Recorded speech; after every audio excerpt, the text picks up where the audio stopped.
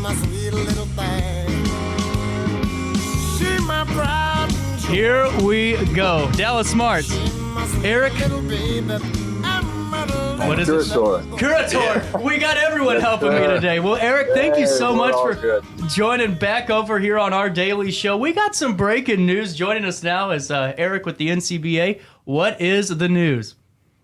Yeah, it's great to finally talk about it publicly, but we've officially committed our Division I World Series to Alton, Illinois as well. So last time we were in town about a month ago, we were talking shop on the Division II event, and what can I say? The city and Dallas and everybody down there kind of just won our hearts over, and we're coming back for Division I as well. So we're excited. This is incredible. And Dallas, this has got to be just feeling great for you guys. Yeah, very exciting. Like we were talking just a few minutes ago, you know, one of the goals with Lloyd Hopkins Field is to bring national level tournaments to the area, and it's good for, you know, lots of reasons, but the two big ones are bringing quality, you know, high level baseball to the area, and also the economic impact to the community. So Eric, we're real excited about having both Division I and Division II coming to Alton this spring.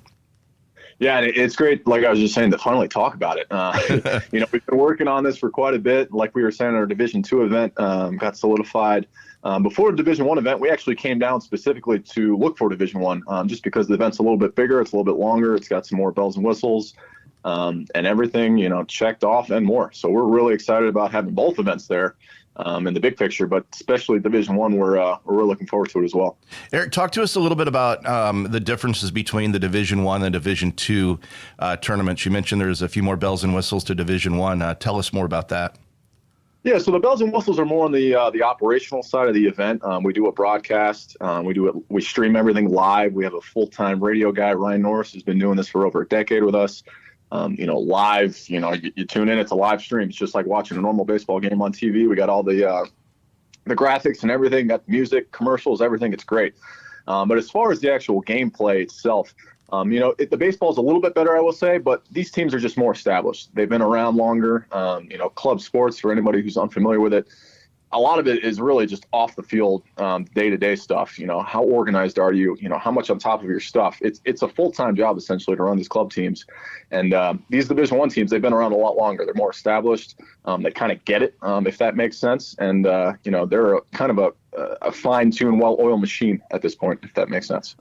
Eric, that's incredible. And so whenever you were coming here the first time, you know, you already said that you guys were kind of looking at this as a D1 landing zone. Were there any others that kind of competed with the Alton area, or was Alton and Lloyd Hopkins Field just that well prepared to handle this type of tournament? I think it really just goes back to Alton.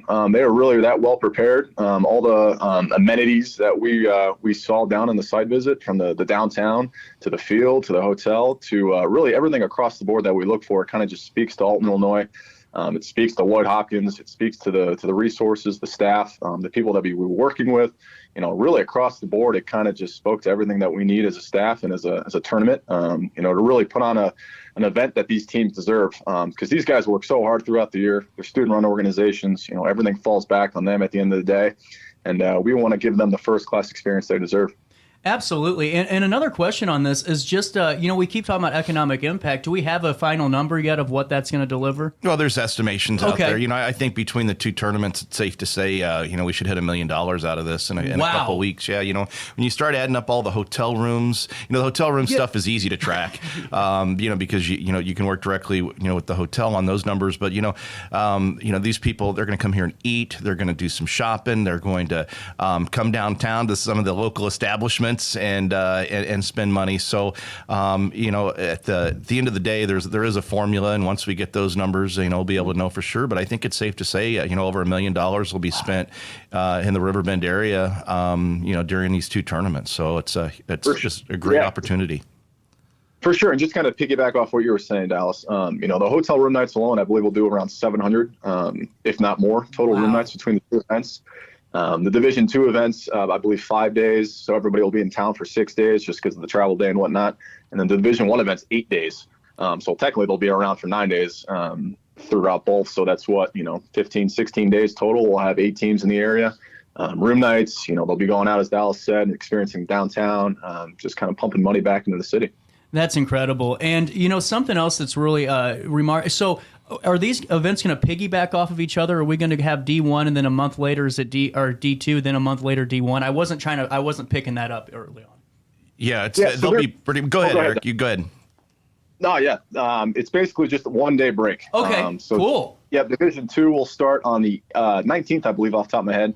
And then the championship game is Tuesday, the 23rd. And then Division 1 will start on Friday, I believe.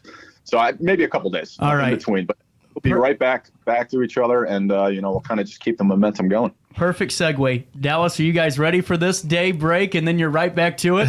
I tell you, we're going to start getting busy at the field next month with Lewis and Clark starting. So baseball season is just around the corner. But no, we're real excited about those couple weeks in May. And the nice thing about it is the night of the Division I championship game, the very next night is the River Dragons home opener. So besides that, we won't be up to much. Well, and that we just want to get busy.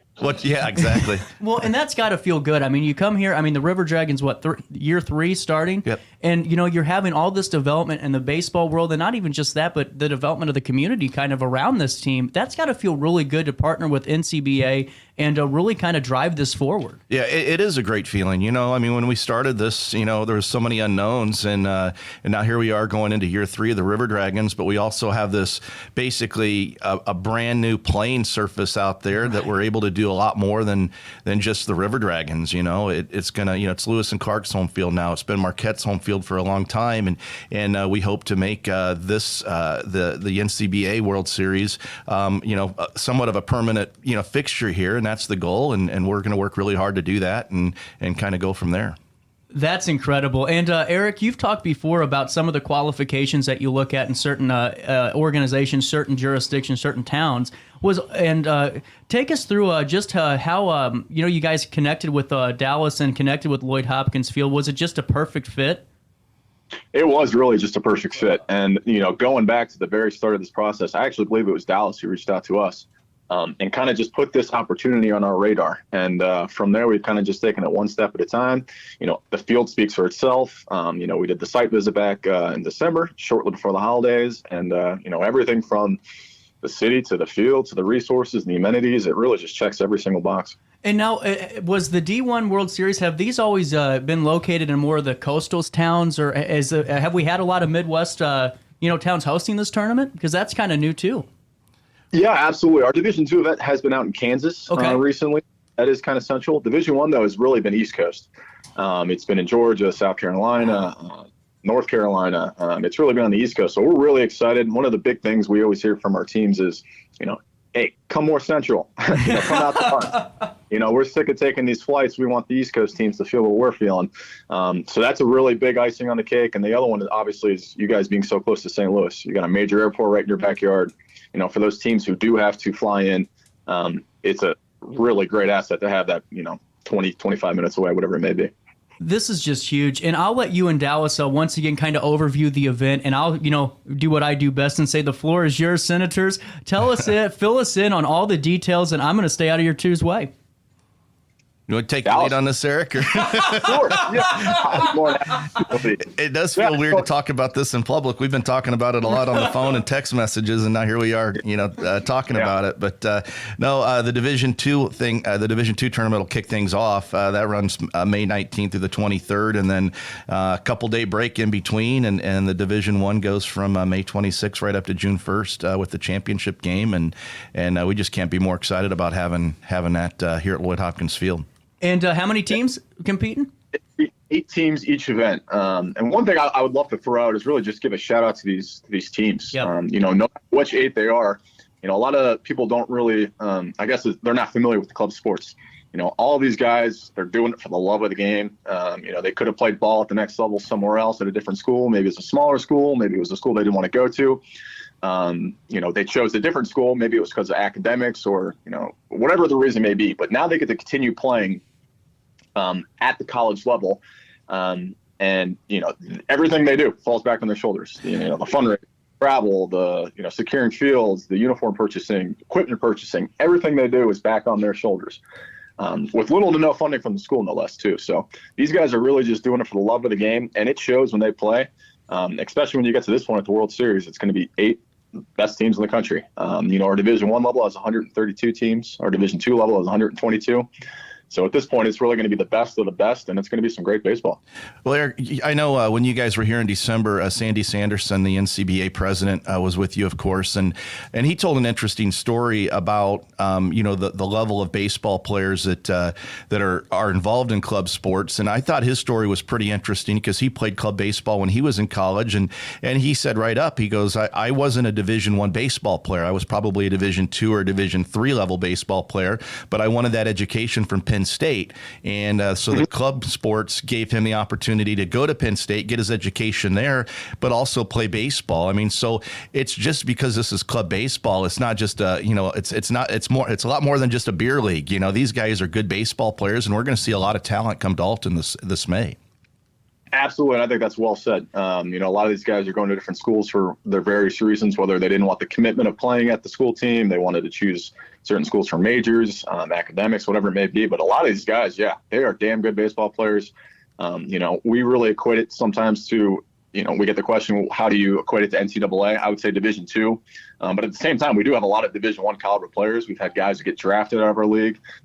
We've had guys make it to the pros out of our league. So, these are very good baseball players. They take it very seriously. And, it's fun to watch. And let me pop back in here just to kind of circle back. And I am so ready for this tournament. I think you guys hit it right on the head to have, passionate players, really passionate to get this, their teams, organized to get them formed. When is the best time to look for ticket prices, and how can we find tickets to these events? Yeah, so we actually have yet to make a public announcement on our website. But the first time I'm talking about it, which is exciting. But everything will be released today. We're going to have a press release going out. We're going to have our websites fully updated with all the information surrounding Alton, Illinois, the field, the area, the ticket pricing. So we'll have a World Series page, a hub essentially, that'll cover everything and anything, from ticket prices to brackets to information about the event to, the schedule to all that good stuff. Awesome. Well, we got about a couple of minutes left. Dallas, Eric, take it away for us if you guys want, and just kind of preview this and summarize it. I've got a question for you, Eric. Cool. If obviously we're talking a lot about the postseason for club baseball, but what's the easiest and best way to follow these teams throughout their regular season and kind of track and see who's playing well and get a little bit of maybe a preview of who we might expect to see here in Alton in May? Yeah, so our website, clubbaseball.org, is probably the best resource for that. It's got everything from the standings page to the schedules to, like I was saying, the World Series page, playoff pages. It's got everything laid out for you to kind of just follow along, like you said. You can see what teams are doing well, what teams aren't. You can follow along with playoff events because basically these teams, the World Series teams, are going to be qualified through a regional tournament, which will be a couple weeks prior. So when the time comes in, late April, early May, all those region tournaments will have there are 4 teams qualified for it, and those winners end up going to the World Series. So all that information can be found on our website. You can follow along. Our social media, we're on Twitter and Facebook. We post regularly on there. Just search NCBA. But yeah, it's going to get real exciting in a couple weeks because February 1st is our kickoff date for the spring season, and we're off from there. That's incredible. And by the way, guys, clubbaseball.org once again, and I love it right here on the website, Dallas. It says 2023 World Series information will be updated soon. And we just updated you on it right now. Anything else you guys want to say before I let you go? I would love to just say thanks to everybody over there. Everybody from Dallas with the River Dragons to everybody at the Great Rivers and Routes Tourism Bureau. All the above. You guys have been instrumental, in this entire process.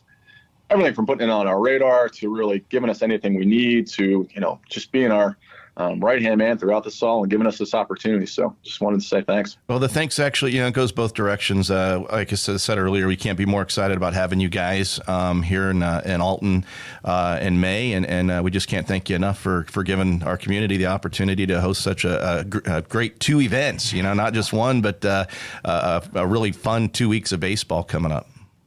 Yeah, we're excited to make this announcement later today and kind of just see what the teams have to say about it. I'm sure they're going to be pumped. There's only pros with everything that's going on here, and it's going to be exciting to get the cat out of the bag. Absolutely. And guys, really want to thank you again. The Summer of Baseball coming up this year over at Lloyd Hopkins Field, D2, D1, and I'm not going to update my windows yet. I'm talking. and everything else in between with the River Dragons. Eric, Dallas, thank you so much for your time. No, thank you, guys.